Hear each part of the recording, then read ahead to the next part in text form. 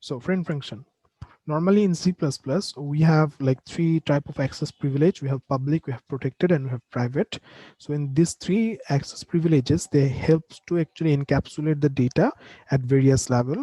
We know that if something is private, it can only be accessed by the class, other members of the class. If a variable is protected, it can be accessed by only the members and outside from the derived class, but it cannot be accessed from the main function. Uh, if something is public, in that case it can be accessed from anywhere in a program. So this three types of access modifier helps us to control the data encapsulation. So we have talked about how the private works, okay, and how the public work and how the protected works.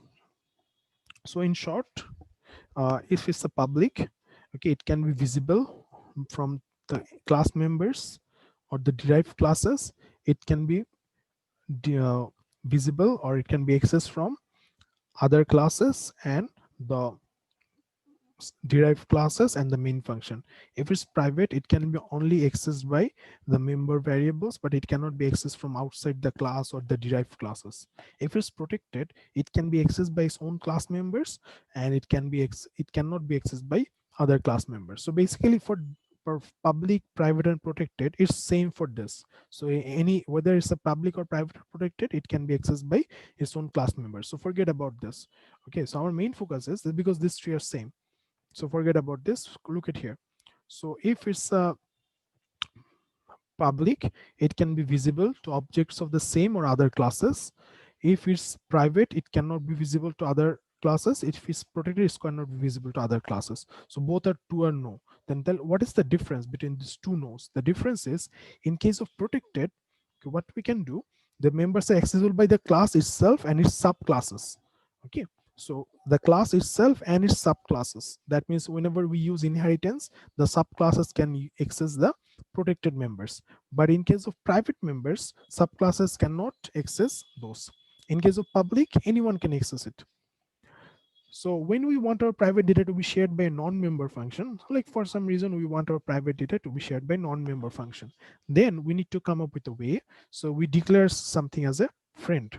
So whenever you declare a member function or member data as a friend, in that case, what happens, you give it access to your private data members, and single functions or entire classes may be declared as friend of a class. So a whole class can be declared as a friend of another class. So it's basically way. So whenever for some reason, okay, we will discuss the reasons later, but for some reason, if you need to give access to your private data to a certain function, in that case, how do we do it? We actually declare that class as a friend. By using that, we can another function can access the private data members. Now, a friend function is a non-member function. First point to note is a non-member function of the class that has been granted access to all private member of the class. So basically, even though it's a non-member function, it acts as a member function because it can access it gets access to all private members of the class. We simply declare the function within the class by prefixing its declaration with a keyword friend. So we just add the keyword friend in front of the function. That's it. And remember, a single function can be a friend function, or entire classes may be declared as a friend function. Now, function definition must not use keyword friend. Remember, let me just show you an example here. So this is like a class ABC, and for that class we have used this is a friend function. So friend void xyz and object of class. So this is the just what we did. So normally we just write up like this, void function name and then parameters. So we just add the friend keyword. So that is the difference. Next, let's go back. The definition of friend function is specified outside the class body and is not treated as a part of the class. So we have to define the definition outside of the class. It can be another place. Okay.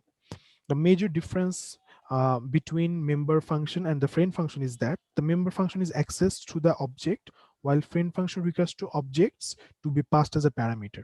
So we will see the example in the next slides. So first is the member function is access to the object. So if I have a function like add, we write object.add, we can access the function. But in case of friend function, it requires the object to be passed as a parameter. So we need to pass the object as a parameter as well. Now let's see some examples we have talked a bit. I will come to this one. So look at this example. We have a demo class. In the demo class, we have integer x as a private member, and we have a public variable that is demo. Okay, so this is a constructor which initializes a. Now in this demo class, we have a member friend function that is friend void display. And you see here, as we're passing a object, the name of the object is demo. We'll come to that. So we will write the definition or declaration here. And then in the next slide, you'll see, so in the void display, okay, so remember the name of the function, it was display, right? So the class definition is stops here. Okay, as you can see from the colon, it stops here. So outside of the class, what we are doing, we're writing the function void display, and we are passing the object demo d1. Okay, so we have, again, as you can see, we have to pass the object as a parameter, and after that we are just printing the demo variable. For now, that's it. We're just printing the demo variable, and in the main function, what we are doing, we are creating an object of demo class.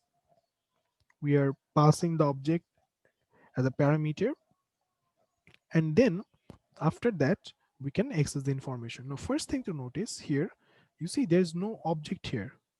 Normally whenever we call a function for a class, what we have to do, we have to write the object name. So for example, if I create a class, let's assume sum.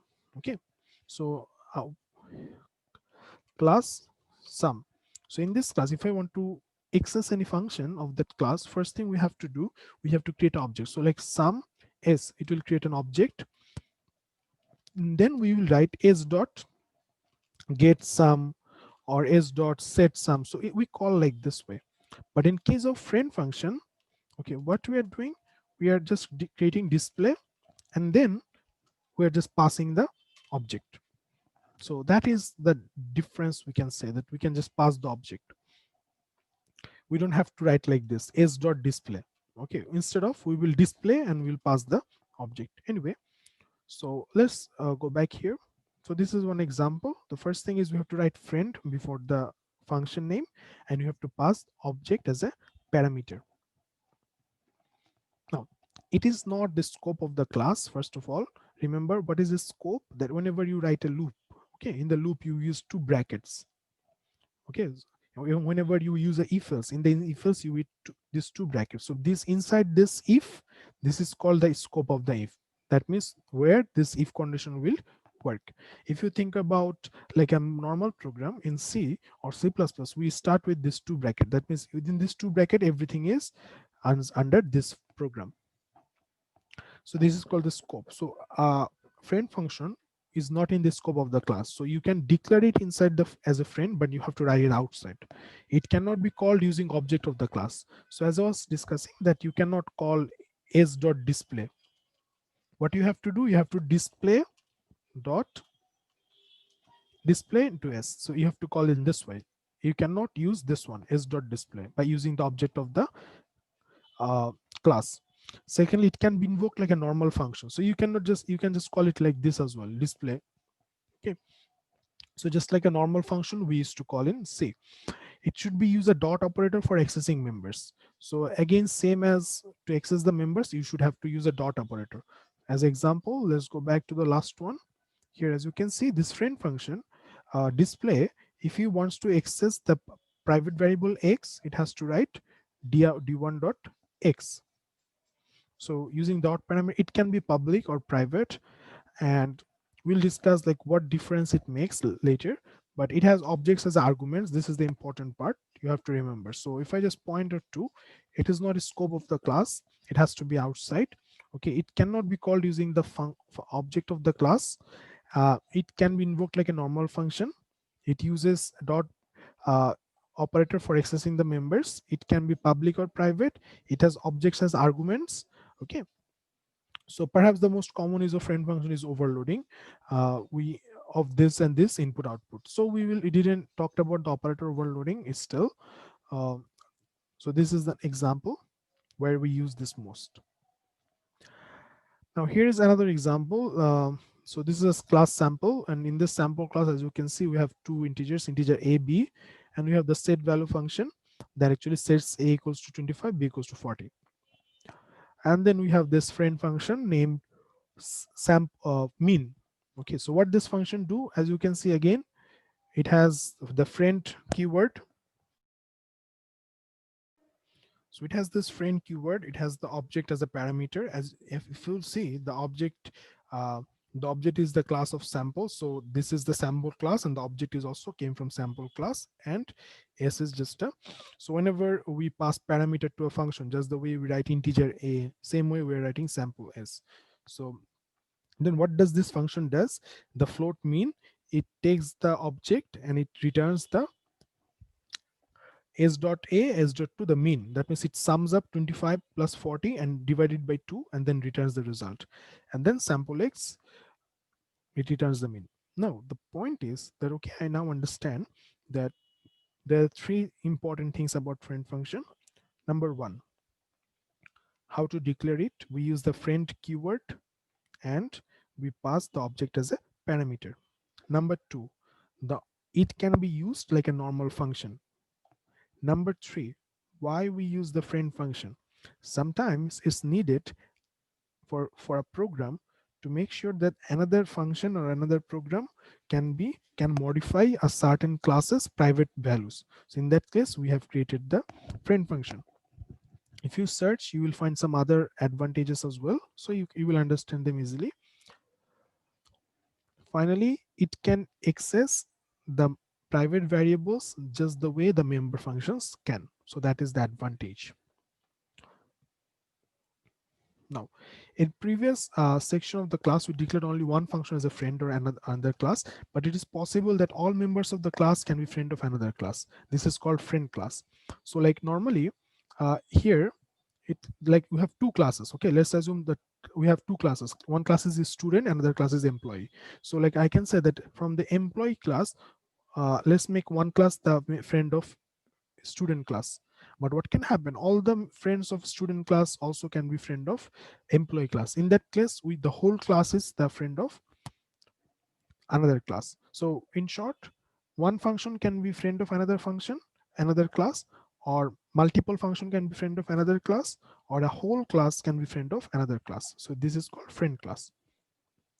So as an example that we go later. Okay,